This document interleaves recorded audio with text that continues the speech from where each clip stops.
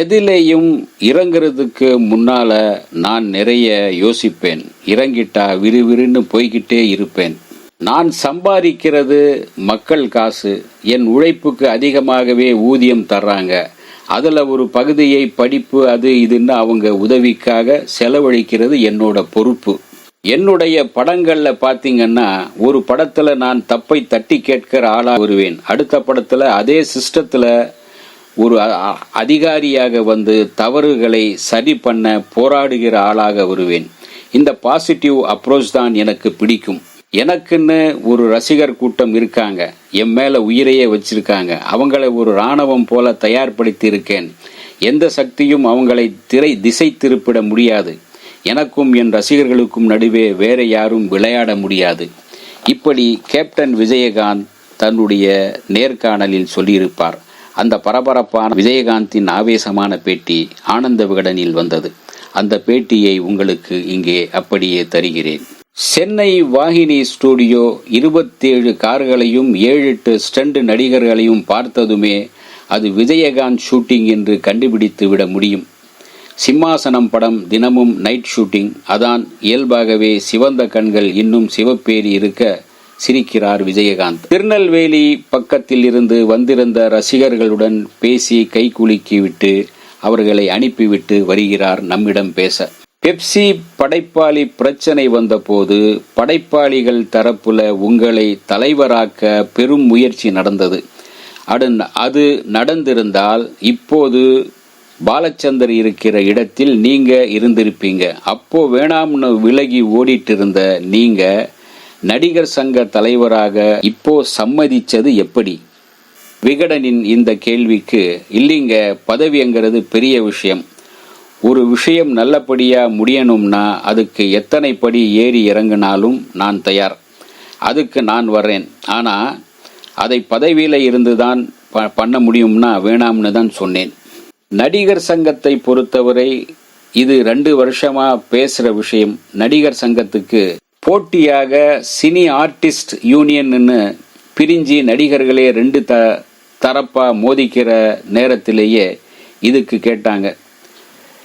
எனக்கு எப்பவுமே கோஷ்டி பிடிக்காது. அதனால வேணாம்னு இருந்தேன். இப்போ எல்லோரும் ஒன்னா சேர்ந்து வர்றப்போ என்னால மறுக்க முடியல. சரத்குமார் அல்லது நெப்போலியன் தலைவராக போறாங்க என்று ஒரு பேச்சு அடிப்பட்டது. இப்போது சரத்குமார் தான் அந்த முதல் ஆளாக முன்னின்று உங்களுக்கு ஆதரவு திரட்டுகிறார்.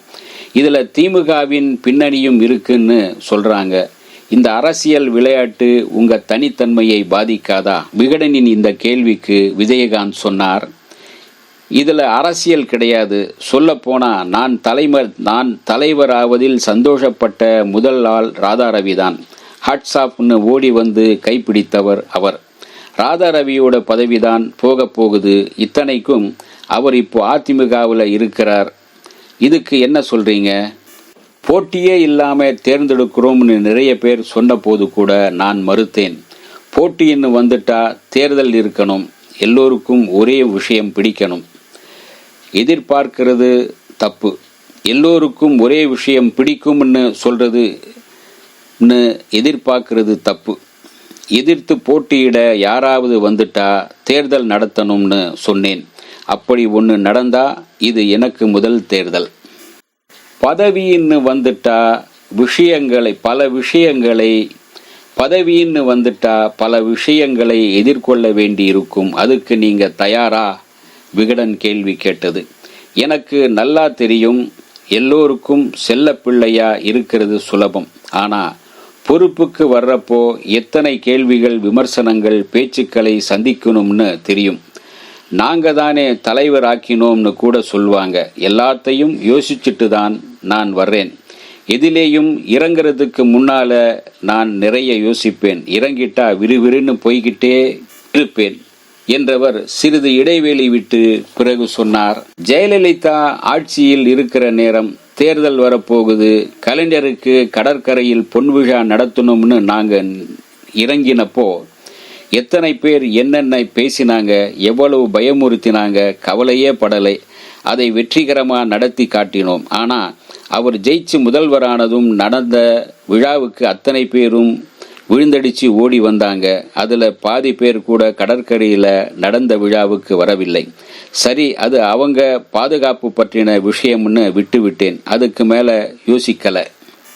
இப்போது இந்த நடிகர் சங்க தலைவர் வாய்ப்பு வருதுன்னா அதுல நம்மால என்ன பண்ண முடியும்னு யோசிச்சேன். சங்கத்துக்கு நிறைய கடன்கள் இருக்கு, சில முக்கியமான விஷயங்கள் முடிக்கப்படாம இருக்கு, ஒவ்வொன்றா சரி பண்ணணும் என்று பேசிக்கொண்டிருக்கும் போதே அசிஸ்டன்ட் டைரக்டர் அழைக்கிறார். மறுபடியும் சென்று நடித்துவிட்டு வந்து உட்காருகிறார் விஜயகாந்த். உங்கள் படங்கள்ல பொதுவா மக்களின் பிரதிநிதியாக ஒரு கோபக்கார இளைஞனாகவே வர்றீங்களே, இது நீங்க திட்டமிட்டு பண்ணிக்கிட்டு இருக்கிற ஃபார்முலாவா? விகடன் கேட்டது. எனக்கு சிஸ்டம் சரியில்லைன்னு ஒட்டுமொத்தமாக குற்றம் சாட்டுறது பிடிக்காது. இது நாம விரும்பி தேர்ந்தெடுத்த சிஸ்டம். பொதுவா தப்பு சொல்றது ரொம்ப ஈஸி. அதை யார் வேணுமானாலும் சொல்லிட்டு கைத்தட்டல் வாங்கிட்டு போயிடலாம். என் படங்கள்ல பாத்தீங்கன்னா ஒரு படத்துல நான் தப்பை தட்டி கேட்கிற ஆளாக வருவேன். அடுத்த படத்துல அதே சிஸ்டத்துல ஒரு அதிகாரியாக வந்து தவறுகளை சரி பண்ண போராடுகிற ஆளாக வருவேன். இந்த பாசிட்டிவ் அப்ரோச் தான் எனக்கு பிடிக்கும்.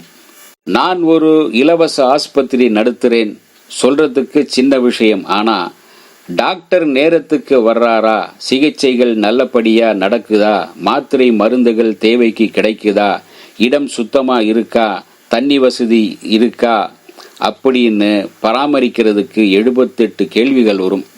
ஒரு ஆஸ்பத்திரிக்கு எத்தனை கஷ்டம்னா அரசாங்கத்தோட நிலைமையை யோசிச்சு பாருங்க. வெளியே இருந்து வேடிக்கை பார்க்கறது சுலபம், உள்ளே இறங்கி வேலை பார்த்தாதான் அந்த சிரமம் புரியும். விஜயகாந்த் விளக்கமாக பதில் சொல்கின்றார். பசியோடு யார் வந்தாலும் உடனே ஒருவேளை சோறு கிடைக்கும்னு நம்பி வர்ற இடம் உங்கள் ஆபீஸ் தான். பசி பட்டினின்னு கிடந்து வந்த ஆளு இதை பண்றாருன்னா சரி. நீங்க வசதியான வீட்டில் வளர்ந்து வந்தவங்க. இந்த பழக்கம் எப்படி வந்தது? அதுக்கு காரணம் எங்க rice mill, Madurai rice mill. நான் இருந்தப்போ வேலைக்காரங்களை கவனிப்பேன். ஒரு தூக்குச்சட்டியில் சோறு இருக்கும். மதியம் பாதியை சாப்பிட்டு விட்டு மறுபடியும் வேலைக்கு போயிடுவாங்க. 3:30 மணிக்கு மிச்சம் மீதியை சாப்பிடுவாங்க. எனக்கு வர்ற சாப்பாடு பாத்திரங்களை கழுவுறதுக்கு போட்டு இருக்கும். காரணம், அதுல பாதி சாப்பாடு மிச்சம் இருக்கும், சாப்பிடலாம்னு தான். உலகத்துல பெரிய கொடுமை பசி கொடுமை தான். வயிறு காஞ்சி வந்து நிக்கிறதுக்கு என்ன சொன்னாலும் ஏறாது. தவிர பெரியவங்க சொல்லுவாங்க, மனுஷனுக்கு எது கொடுத்தாலும் எவ்வளவு கொடுத்தாலும் பத்தாது, வேணும்னு தான் கேட்பாங்க. அவன் போதும்னு சொல்ற ஒரே விஷயம் சோறு மட்டும்தான் சொல்லுவாங்க. அது என் மனசுல பதிஞ்சு போன விஷயம். என்னால கொடுக்க முடியாது, செய்கிறேன். நான் சம்பாதிக்கிறது மக்கள் காசு. என் உழைப்புக்கு அதிகமாகவே ஊதியம் தர்றாங்க. அதுல ஒரு பகுதியை படிப்பு அது இதுன்னு அவங்க உதவிக்காக செலவழிக்கிறது என்னோட பொறுப்பு. நானும் இப்ராஹிம் ராவத்தரும் நல்ல நண்பர்கள், வசதியானவர்கள் தான். ஆனாலும் ஏழைகளுக்கு உதவ வேண்டும் என்று எங்களுக்கு அந்த எண்ணம் இருந்ததால் தான் உதவினோம். மதுரை ரைஸ் மில்லில் இருந்த விஜயராஜுக்கும் இப்போ இருக்கிற கேப்டன் விஜயகாந்துக்கும் என்ன வித்தியாசம்? விகடன் கேட்டது. அதற்கு விஜயகாந்த் சொன்னார், எனக்குள்ள எந்த மாற்றமும் இல்லை. வாழ்க்கையில வசதி கூடியிருக்கு. அன்னைக்கு என்னோட யார் இருந்தாங்களோ அவங்க தான் இன்னைக்கும் என்னோட இருக்காங்க. வேட்டி சட்டையோட தான் வெளியே அலைவேன். எனக்கு இன்னமும் இங்கிலீஷ் பேச தெரியாது.